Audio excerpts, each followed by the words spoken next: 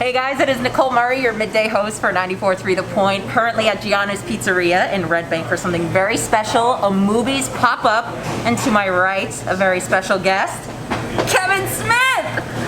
Thank you so much for joining us. So happy to be here. Okay, so before we get into all of this, I want to ask you about your Jersey roots. So, yes. Born and raised Jersey guy. Yes. You were born actually right here in this town. I was born in Riverview Hospital in Red Bank, down the street. Imagine you as a cute little baby. You imagine me as a 9.8 pound baby. Holy I was a butterball. I know, my mom I split the world when I entered it. My mom still holds a grudge against me to this day. I know that feeling. I do. But and it was her. I always blame her. I'm like, I got your childbearing hips, so if I was any trouble coming out the chute, that's on you. It's on you. You hear that? Yeah, Mom. Yeah, Mom. Okay, so then you started getting very successful with your scripts and producing and directing. Made it all the way out to Los Angeles. What keeps bringing you back to New Jersey? I honestly never would have left New Jersey. Like when we started making the flicks, I think like for the first 10 years or more, we stayed. Yeah, I was here from like, 94, no, almost 10 years. 94, Clerks gets picked up and my career begins. And then 2002, we moved out to Los Angeles. So for the first 8 years of my career, I did it from here because I was like, well, I don't need to go anyplace else. Everything I need is right here and stuff. I wound up moving to Los Angeles because my wife had been from California and she came to live in Jersey for 3 years, and after 3 years she was like, I did 3 years in Jersey, now you have to do 3 years in Los Angeles. And I was like, okay, and that was 18 years ago, so she won that bet. But I come back all the time because this is where it all began. This is the power center. If there are ley lines that cross underneath the crust of the planet that have intrinsically powerful energies, I would imagine any of them that work for me fall right under Red Bank, fall under Highlands, fall under Leonardo and stuff. That's where I built my entire future without intending to build a future. That's where I met Jay, and that's how we got to all this and stuff. So coming home is always essential. It's not just something we do because like, oh, what a lark. Jay comes back more frequently than me because he has family that still lives in the area and stuff. But I come back because it fuels you up. You know, it's not. I never need to come back to be reminded of who I am or something like that. That doesn't go away. But it kind of refuels you. It gives you a sense of appreciation for, even more appreciation for what you're doing now, because you're like, oh, I remember now what I used to do then. Like as I drove in today from the airport, I passed places that I ate at, places that I worked at, places that I played at, places that I went to second base. You know, like the story of my life is mapped out in this area, and so it's meaningful, to say the least, to come back. It's deep in my DNA. It's a big part of our brand, obviously. Like Jay and Silent Bob are very New Jersey and whatnot. But more importantly, it's just who I am at my core. I was saying to Jay as we drove down, I was like, we passed the sign on the Parkway for exit 117. That's the exit we get off to come down here. Well, to come to Atlantic, that's where we went. Normally we get off at 109 to come to Red Bank. But as we were getting off on the 117, it's a little sign that says Highlands. That's the town where we came from. So I was like, you realize if my parents and your mom don't pick Highlands, New Jersey, of all the places in the world to settle, we never meet. None of this happens. We're not going to no fast food restaurant except to pick up a sandwich or something. Yeah. But here we are going to our own thing because we met in this little town, man. So it means a lot to us to come back. Every place we drove today wasn't what somebody had put it down on our itinerary as. So like, for example, when we got to town, one of the first things we had to do was go take a COVID test at the CVS in the Highlands. Okay. We didn't call it that. We were like, well, as we drove there, because we saw it on the paper going, CVS in the Highlands, what? And then when we saw where it was, we were like, oh, it's near Horby's Pizza Parlor, which refers to a pizzeria that Jay's friend Kevin Horvath owned 20 years ago.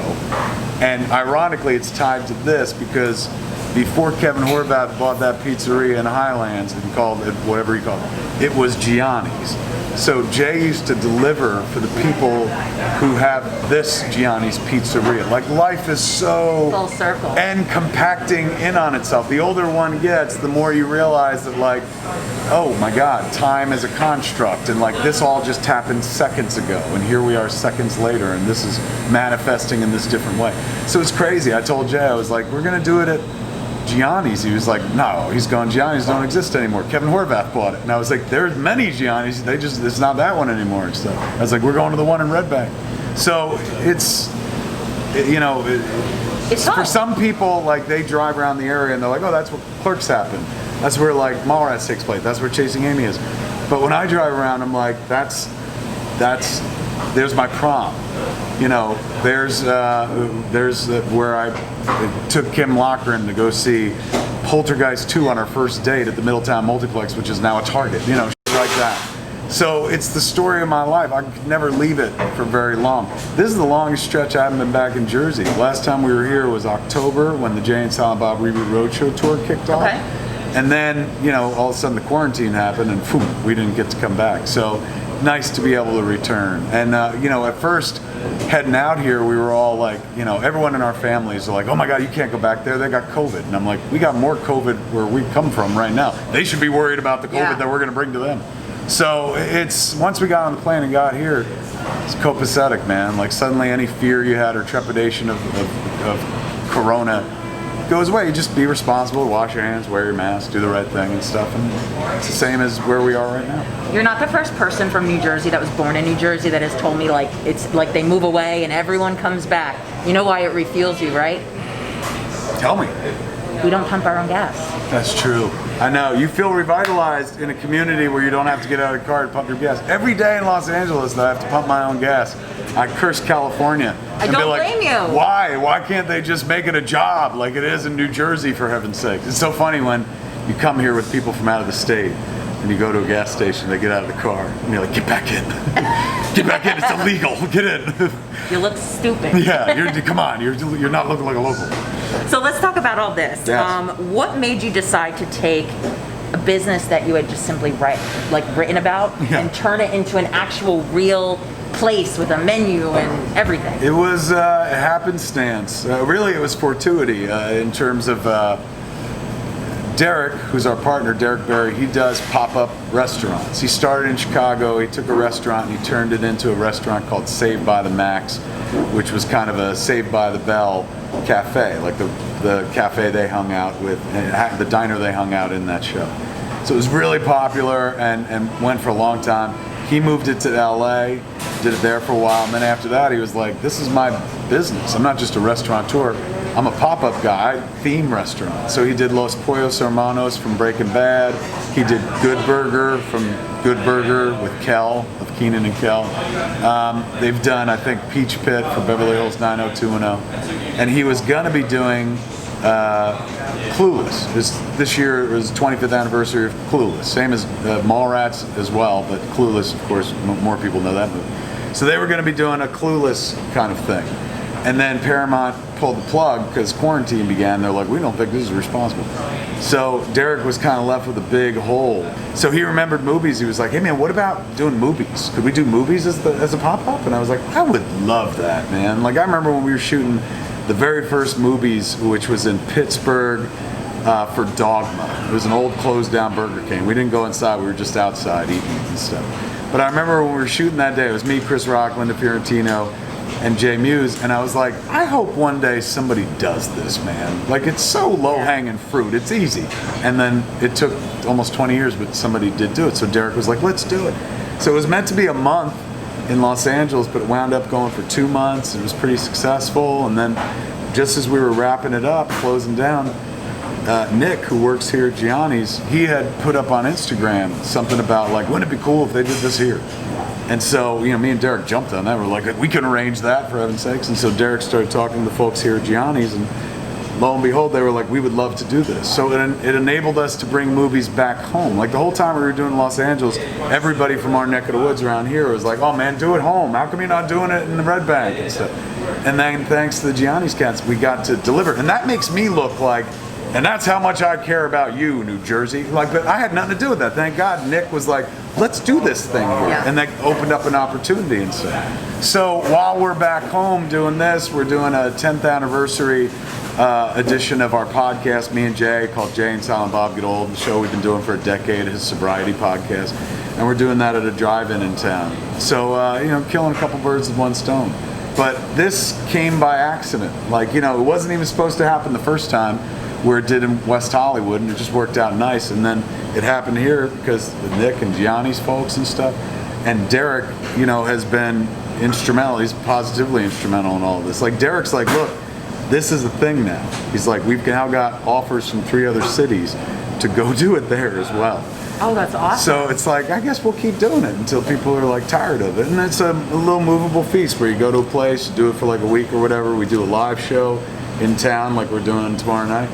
And then, we're off and running. And, in terms of the world doesn't look the way it did, anything you can offer them that's like, hey, this will break the boredom. And, it's only a week. It's not like, man, how are we going to make this work for the rest of our lives? It's like, if you could pull this off for a week, you've made like a bunch of people happy. And the way the system works is like they're pre-reservation, like you reserve your meal and the time that you're going to show up. So you can't just like show up and be like, I want a burger, like you won't get in. So because of that, they already know what they have to do, who they have to cook for, like they've got their entire schedule kind of like laid out and stuff. So, it's going to be tough on the folks here in terms of like it's a lot of people, but it's manageable. And keeping it scheduled and keeping people socially distant by way of the timing pickups and stuff also helps keep it manageable. Limited capacity, all that stuff.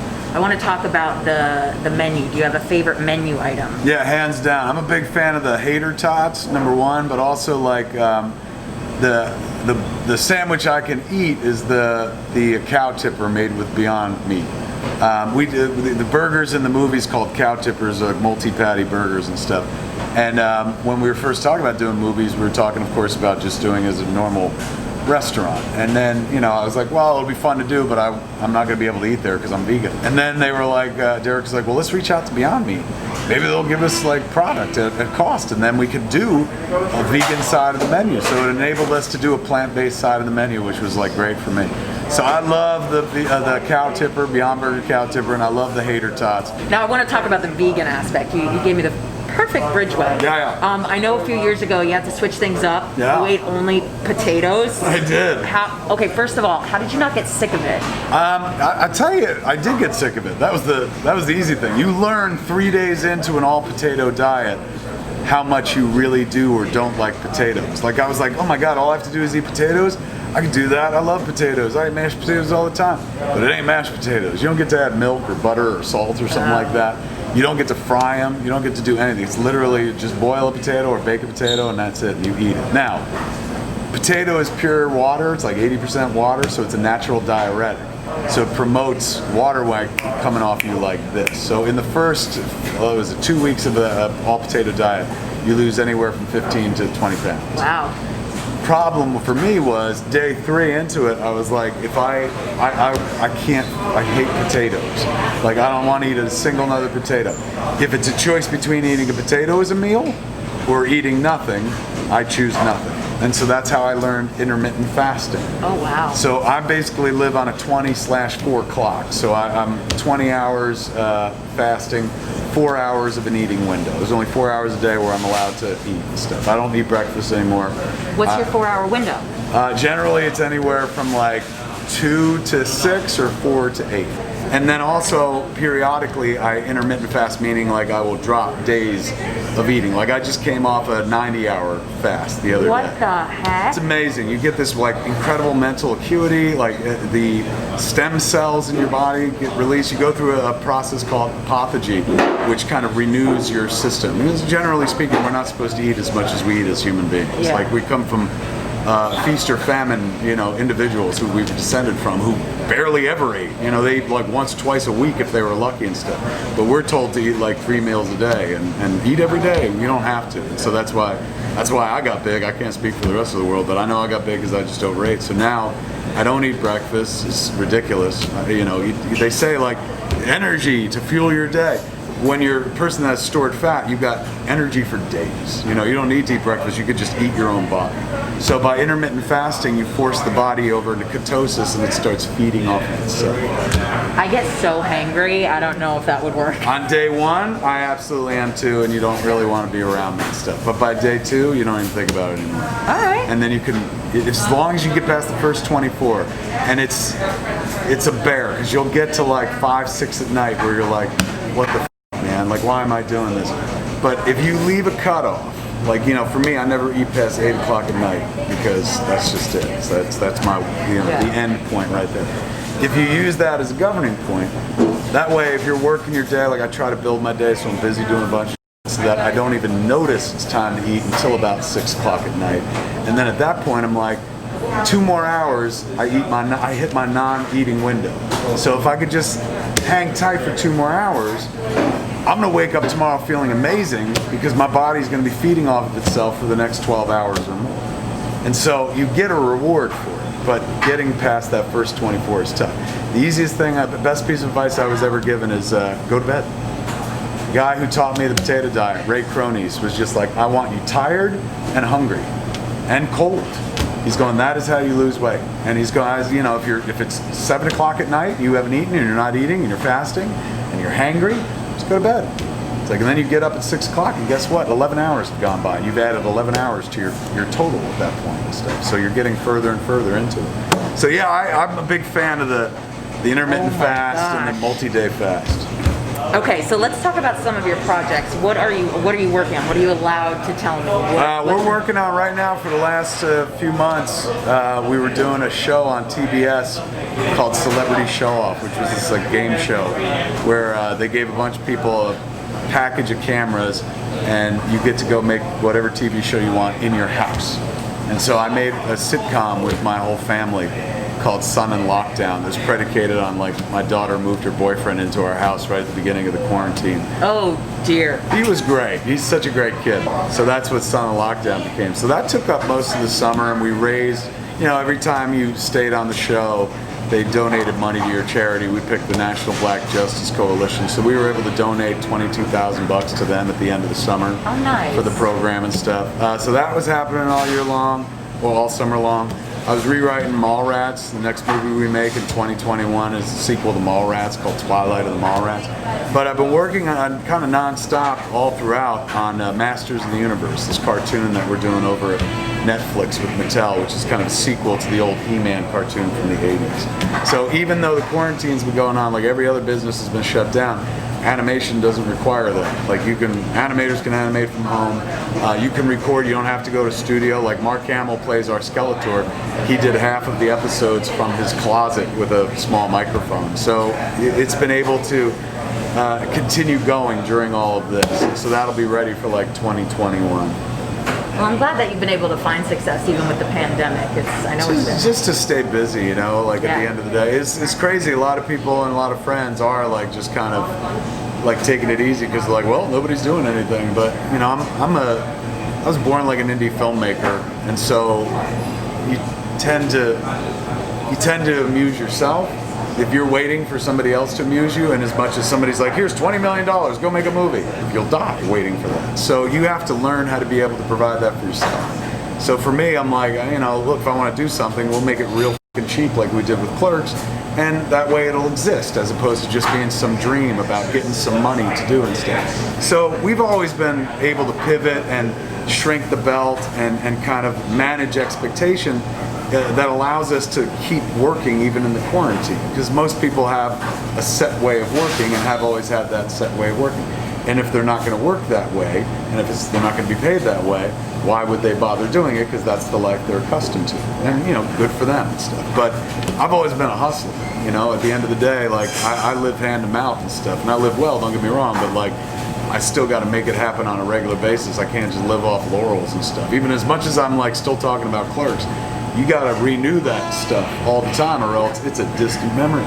So I tend to hustle regardless, but during the quarantine it was just a different kind of hustle. Suddenly you try to have to find yourself interacting with the audience in ways that, you know, you are going to find satisfying that you can't interact in the old ways anymore. We were coming off of the Reboot Roadshow tour we were seeing 1,000, 1,500 people a night. Like, that's my bread and butter, is live shows. There you go. And then suddenly, now I'm going to see 1,000, 1,500 people in a room for a long time. So you have to figure out, all right, well, what's the next way? What's the next thing? And it's not always about making money. It's not like, how am I going to pay the bills? It's just, how am I going to keep it going. So first of all, you have a lot of hats on, right? Director, producer, actor, podcasting. I'm sure there's at least 5 or 6 other things. overachiever? What would you tell people who are trying to excel in this business? Because getting started can sometimes be the hardest part. Yeah, getting started is the most difficult part oftentimes because there's no help out there. And I think that's the most important thing I can impart to you. No help is coming. If you feel like, oh, somebody will come along and discover my genius, they won't. And you'll sit there in silence, solitary, waiting for that person to show up the rest of your life. Be your own hero, kids. If you believe that you can tell a story, if you believe you can be artistic, if you believe you can do anything, play a sport, be a doctor, whatever, it begins with you. You can't expect somebody to just see you and be like, oh, that person. I went to school in New York at one point, 1989, to the New School for Social Research. Eugene Lang was the name of the college. And I would take off midday and I would go to 30 Rock and I would sit in the lobby and wait for Lorne Michaels to walk by and discover me. And guess what? It never happened, ever. And I would sit there crying because I was like, I'll never be discovered. And that's really not how to get hired on a comedy show, sitting there crying in the lobby and stuff. So it wasn't until I made Clerks, I was 23, I was like, look, people are out there making their own movies, putting on credit cards, why not me? I think I could tell a story. So I believed enough in myself to kind of put it forward and feel like, all right, I'm going to try. You can't ask others to believe in you unless you believe in yourself, and you can't believe in yourself and others can't believe in you unless you show them you can do a thing first. So trust me, when you do a thing, this is the irony, when you make a thing and do a thing, you'll realize you never need any help ever again because you figured it out. But the problem then is, and it's a good problem to have, people want to help you because they see this thing now. It's a concrete thing they can look at. Now they want to be involved in your thing. So it's like building a parish. Basically you start with a few believers and you keep building until you got a church. And if you're lucky, you get enough people to build yourself a cathedral, man. Build your own religion. It's your creativity. So here's how we're going to close it. I need you to go to Kevin Smith's Instagram, which is Instagram.com/thatkevinsmith. That Kevin Smith. So it's at That Kevin Smith. I think so. At That Kevin Smith. Give him a like, give him a follow. Thanks for watching.